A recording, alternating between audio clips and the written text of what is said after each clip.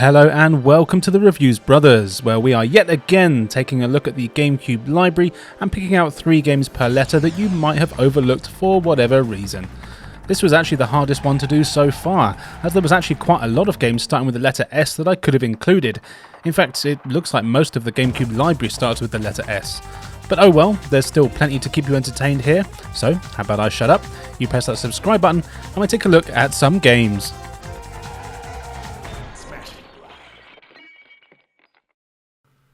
First up, let's go for a Smashing Drive. This is a port of an arcade game that presumably wanted to take advantage of the Crazy Taxian 18-wheeler arcade popularity, as it's basically a combination of the two. You play as a cab driver, who is actually pretty crap as you never pick up any passengers.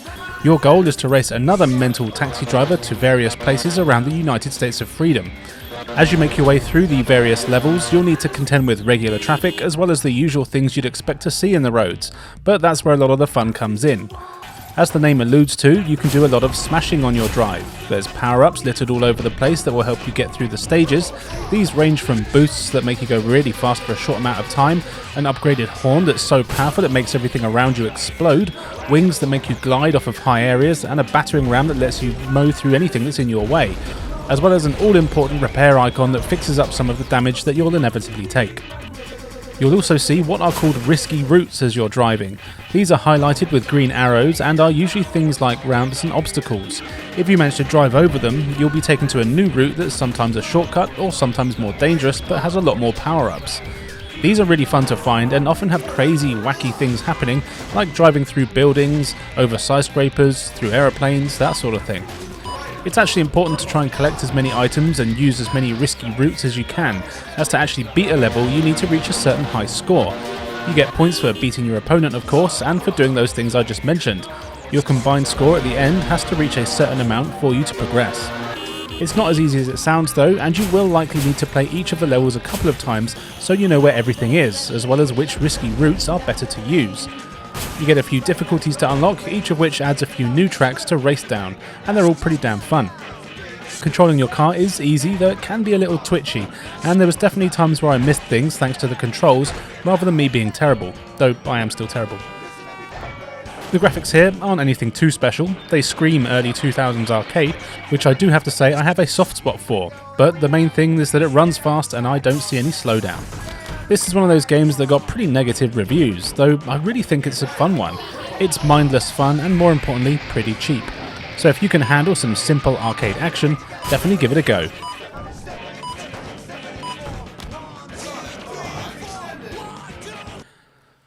From smashing to slicing now with Samurai Jack, The Shadow of Aku. This is a cool game based off an awesome cartoon that I highly recommend you watch, and for a change, it's a cartoon I've actually seen. The game here puts you in the Gita of Jack. He's a samurai who travels through all sorts of dimensions, time and space in his eternal battle against his evil nemesis, Aku, an ancient evil spirit. And that's the story here. You're battling your way to Aku to see if you can finally put an end to his evil bastardry.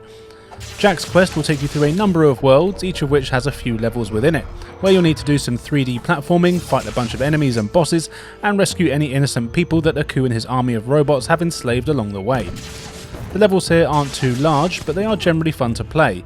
Jack has a decent moveset to fight the various robots you'll encounter. He can run and jump and attacks with his sword. You've got a light and strong attack and can do a number of different combos depending on your button presses. As you progress, you'll also get a few new things. You'll find shurikens that you can throw that do a small amount of damage but are very good for stunning enemies or putting them off their stride if they're attacking you. You also get a bow and arrow, which is very handy and can be used to hit in certain switches, as well as killing enemies from quite far away. You even get a number of special moves. These require mana or zen and are done by holding the block button and pressing a button combo. These are really powerful and usually very good at killing enemies all around you. Blocking is also quite important as you can parry some projectile attacks, and later levels can be a bit tricky. You even get to use your Zen mode, which is basically bullet time. This can come in handy, though honestly most of the time I kind of forgot that I had it. You'll find captured civilians in levels, and saving enough of them will open up the new stages, though you don't need to get every single one unless you're a completionist. Eventually you'll fight the boss, and then you get even more powers like a flaming sword, though this also uses your Zen, so you've got to choose wisely when you're going to use it. The actual levels themselves are fairly linear and usually involve you following a single path until you get to a locked door. Then you've just got to figure out how to open that locked door, which is usually a case of either killing everything you see, pressing switches, finding a key, or something like that. It works well enough. You can tell that it was aimed towards a younger audience, as it's not the trickiest of games, and once you've honed your fighting skills over a couple of levels, you probably won't have too much trouble taking down even the bigger bad guys. It all looks decent enough though. I think the game does a nice job of bringing the 2D action into 3D. I'm surprised it's not cel shaded, however the animation is still great and this really helps. Though I do have to say that it's also one of my gripes. It's one of those games where they've overdone some of the animations. For example, climbing a ladder, when you reach the top, Jack does this cool but totally needless jump flip to get off of it, and you have to wait for the animation to finish before you can do anything else. But you can still be attacked by enemies while you're doing this animation, which is completely unnecessary, and it's very annoying. But really, other than being a bit easy and only taking about 3 or 4 hours to finish, that's all I can really moan about. This is a pretty solid game that I've had in my collection since it was released, and I do like throwing it on every now and then for a bit of fun slashing.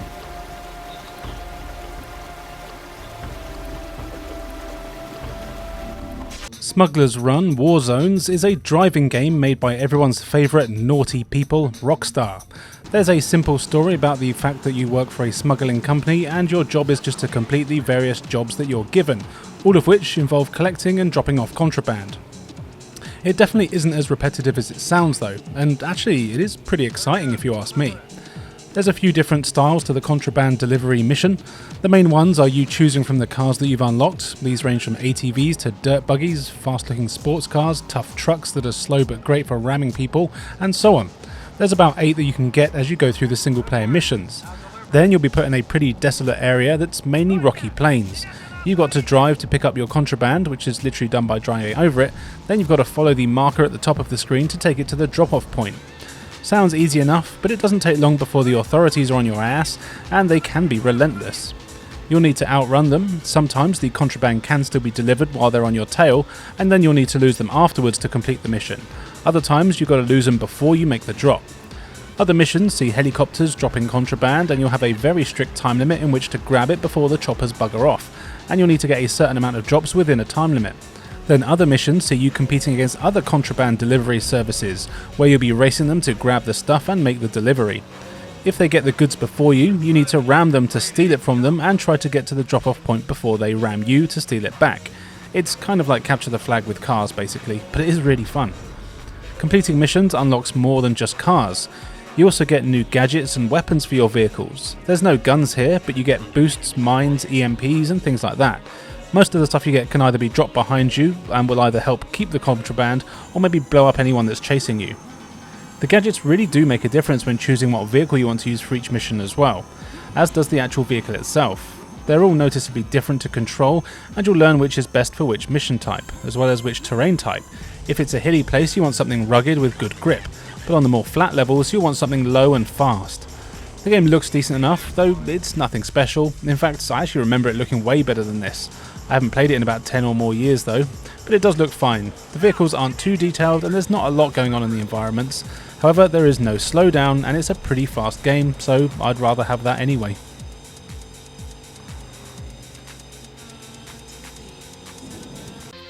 If you'd rather be in the air than on the ground, then maybe you want to check out Top Gun Combat Zones. No, really. This is an arcade-style flight combat game that has the Top Gun license and name, but nothing to do with the movies, and as far as I can tell, doesn't even reference them. But surprisingly, this is actually a fun arcade-style shooter that's very clearly a budget title. There's no real story here, instead you're just given a variety of missions in a number of different locations.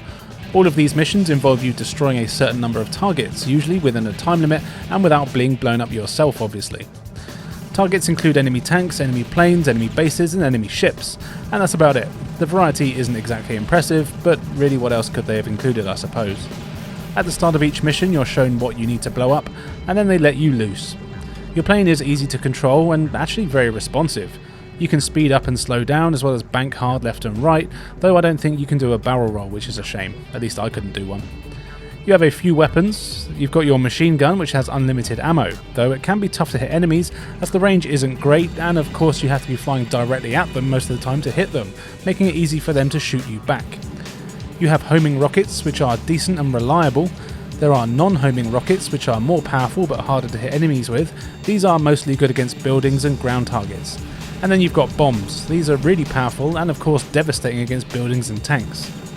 You'll need to use a combination of all these weapons on most levels to get through them. Only your machine gun has unlimited ammo, so be careful with the others, as you can't replenish them during a stage.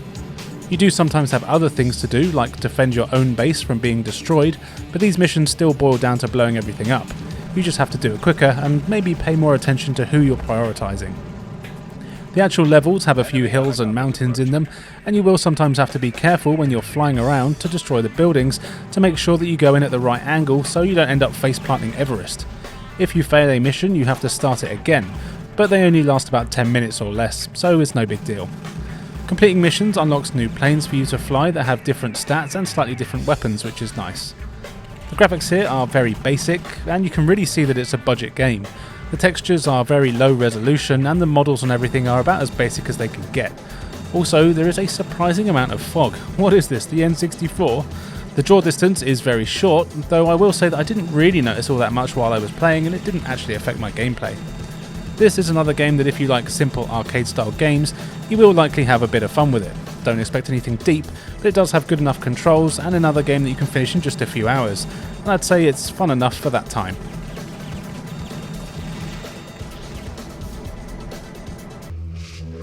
Another budget title that I had way more fun with than I was expecting to is Tube Slider. This is a funky racing game that some sources claim was originally proposed to Nintendo to be a new F-Zero game until Nintendo laughed in their face and told them to jog on. I don't know how much of that is true though. But still, it's here and it's fun for what it is. It's a futuristic racing game where you choose from a decent variety of Tube Slider vehicles, all of which are hovercar things. Then you take part in a bunch of races that all take place inside tubes, because this is the future. You have your usual array of game modes here. You've got a Grand Prix, single race, multiplayer, you know the drill. Completing these single player modes will earn you new tracks to race on as well as new vehicles to use. As expected, the vehicles all handle differently and it's fun to try them all out to see which one you like the most. And I really did notice a lot of differences between them. The courses themselves are fun to race around. Being tubes, they can often feel a little cramped, and honestly, often a little samey as well, as you don't pay a lot of attention to the backgrounds and you're just going around in a tunnel. But they are fun. The laps are quite long, sometimes being more than 3 minutes, and there's a number of boosts and power-ups you can get along the way. What's cool is that you can choose your preferred boost method, kind of like how you can choose how to do specials in the Street Fighter Alpha games.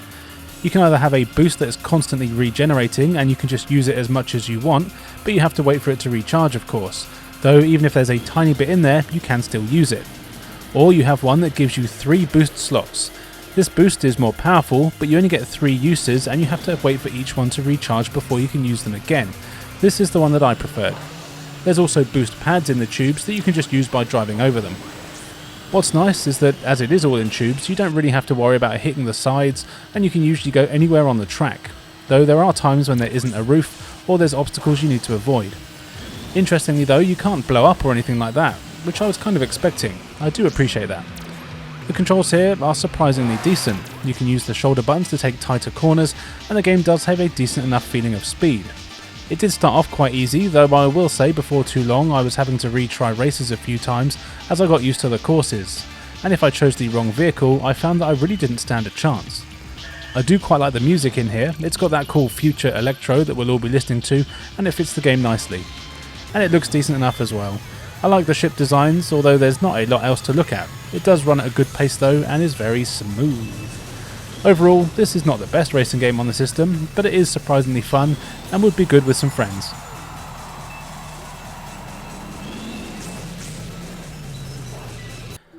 Tak and the Power of Juju is a really fun 3D platform game that has a few games in this series which not a lot of people played.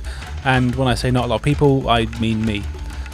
You are Tak, and according to the prophecies of his people, an evil git with a name that I'm not going to try and pronounce is going to start messing with your spirit guardian.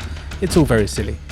Basically, shenanigans happen and the evil bloke turns all your people into sheep, but not you. Turns out you're the chosen one, which is handy. So yes, it's your job to go around the various parts of your world collecting items and, more importantly, magic plants that you need to create these spells and potions to get everyone back to normal. And you might as well beat up the evil bloke at the same time, I suppose. Being a 3D platform game, you know what to expect for the most part.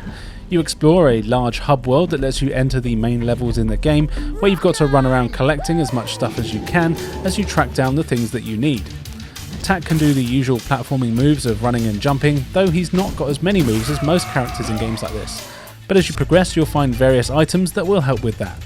You've got your club that you can use to smash enemies in the face, and early on you'll find a blowgun, which is pretty long. You can use this as a pole vault, as well as being able to shoot projectiles at enemies with it. It's all fun and games. The main thing you need to do is track down these magic plants. There's usually 3 on each level. Interestingly, unlike most games of this style, you don't need to complete tasks for people to get them. Instead, you just need to find them in the level. The thing is, they are sentient and will fight back, so you need to kick the plant's ass before you're able to steal their heart, which is basically what you need. As you get more hearts and find more items in the levels, you'll have the abilities you need to reach new areas of the hub island to get to the new worlds. There are enemies in the game, but not a lot. These are quite easily dealt with your club though, and you do have to watch out as the hit detection can be a bit wonky and you will sometimes take damage when you're trying to attack. Most of the time though, you'll just need to figure out simple puzzles. A lot of these are based around the environment and wildlife within. It's actually pretty fun. You'll need to use food to distract animals so they don't go after you, or wait for orangutans to pull down a tree so you can use it as a slingshot and that sort of thing. You'll even need to ride animals like a rhino at times.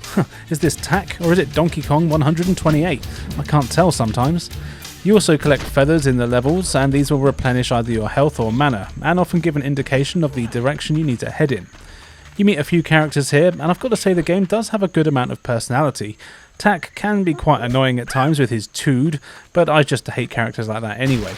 It's not the worst one out there though, and it's just not a surprise that this game ended up getting its own animated show on Nickelodeon.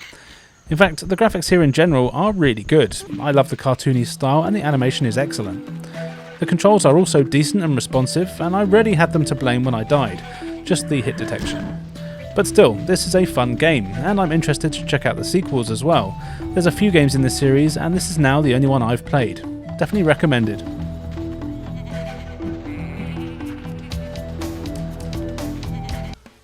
That's enough kiddie shit now, we just want to punch people in the face, so let's take a look at UFC Throwdown. Unsurprisingly, this is a fighting game where you choose from what is actually a pretty impressive roster of what I presume are popular fighting people from the early 2000s. I know nothing about UFC and didn't know a single one of them, but hey, you might. You have a few game modes to choose from. There's an arcade mode where you just compete in a series of fights, there's a career mode where you take a fighter from nobody through to being the champ, and then there's the training, exhibition, multiplayer, etc, etc. There's a good selection. There's also a legend mode, though I've not managed to unlock that yet, so I'm not entirely sure what it is.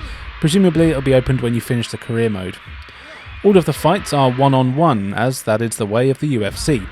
The fighters each have a preferred fighting style. There's wrestlers, kickboxers, martial artists, regular boxers, and so on.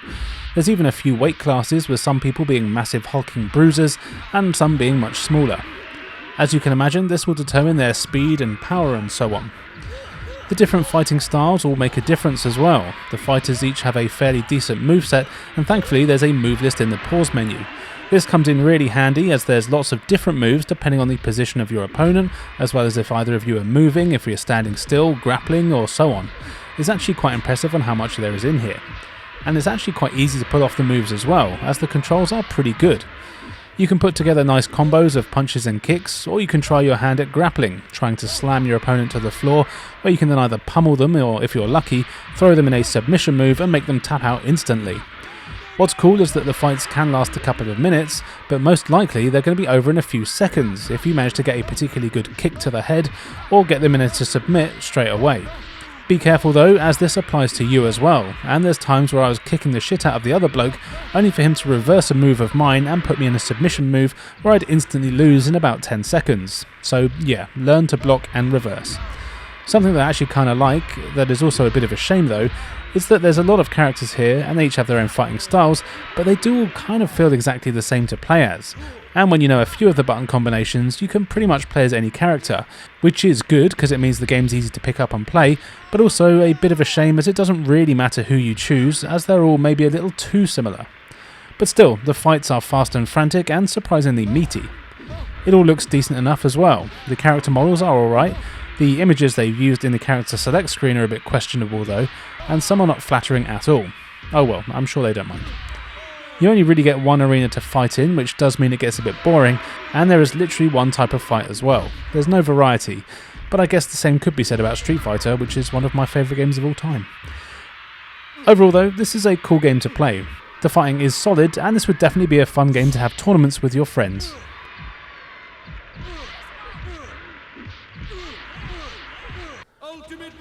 Ultimate Muscle Legends vs New Generation is a wacky over-the-top wrestling game that's based on the anime that I've never seen. But this is actually a game that I have played a few times in the past with some friends, and we've always had fun with it. So yeah, it's a wrestling game, and interestingly, it's from Aki, the guys that did the awesome WWF No Mercy on the N64, though it's not as good as that.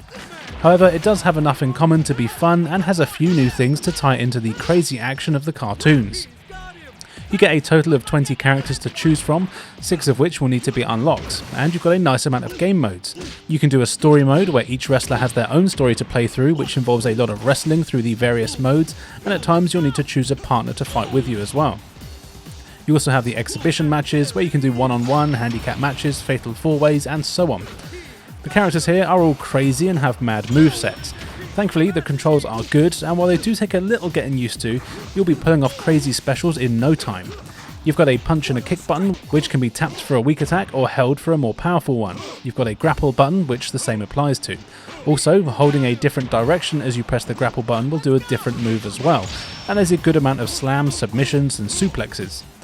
What's odd is that you also have a jump button, which is very random for a wrestling game, but it makes it super easy to dropkick your opponents and get up on the ropes. As you're pummeling your opponent, you'll build a special meter. Then you hold the L button and have a different special depending on what attack button you choose to use. There's 3 bars to fill, and of course if you max it out, that's where you can pull off your super crazy special, which even gives you a cutscene and a move that in real life would basically be murder. They're all very fun to watch. What I also like is that you can combine attacks. You can put together combos of strikes and grapples, even being able to throw your opponent into the air, jump up to grab them, and do a huge attack from there.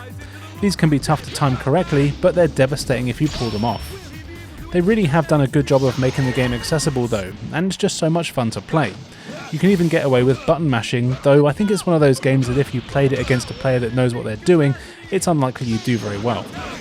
There's a few other ways to play, like tag matches, and these are also good fun. I used to play this in 4-player with a few friends, and we had a blast with some 2-on-2 action that went on for quite a while. You don't have to pin your opponents here though, instead you just have to deplete their life bar, which is fine. Though I do think I would have preferred to pin them and then have these spirit bars like they had in the N64 days. Ah well, this is not really a game you can compare with those. It all looks fantastic as well, these cel-shaded graphics are great and detailed, and there's a lot of personality here. You even get a good selection of rings to fight in, and I love the animation. I even recognise some of the moves from the WCW vs NWO days on the N64. Maybe I played those ones too much. But either way, this is an excellent wrestling game that's a lot more arcade-like, but really is great fun with a few friends. Definitely recommended.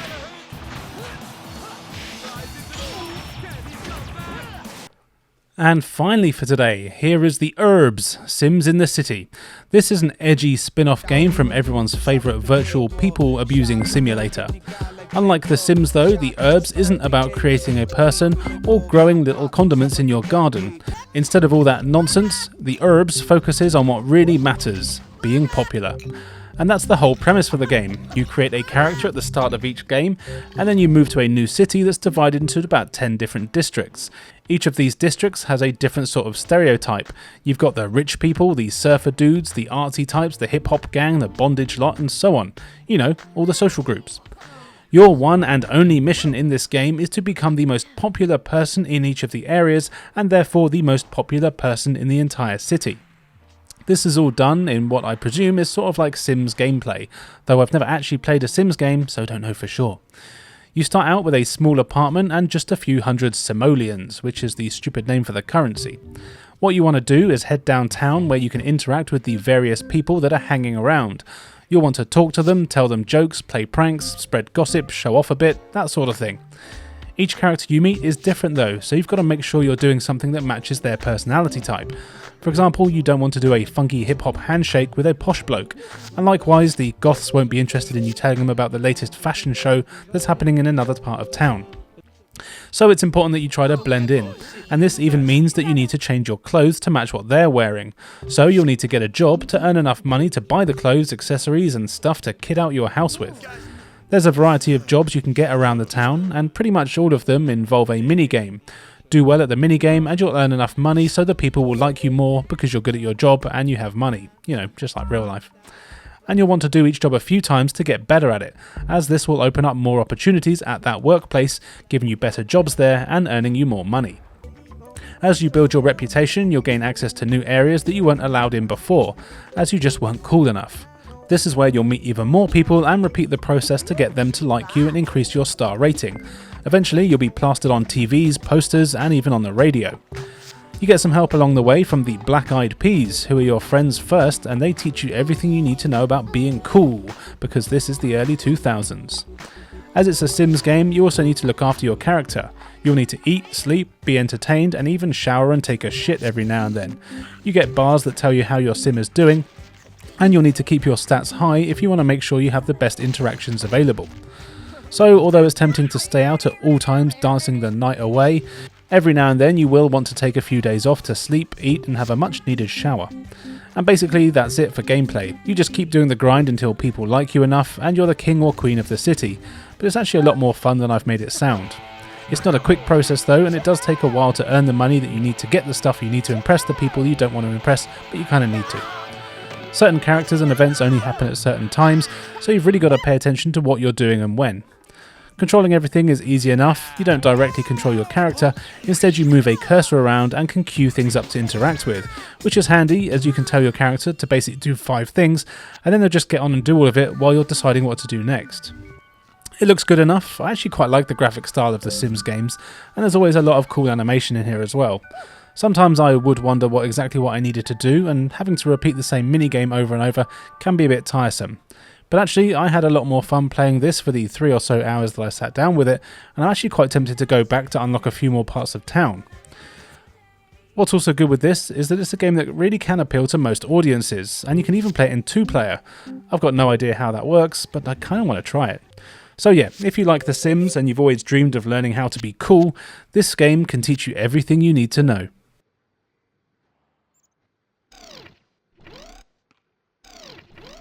And there you go, even more games for the GameCube that don't get talked about all that often, if at all. I don't think I've ever heard anyone talk about Smuggler's Run, and that game's great.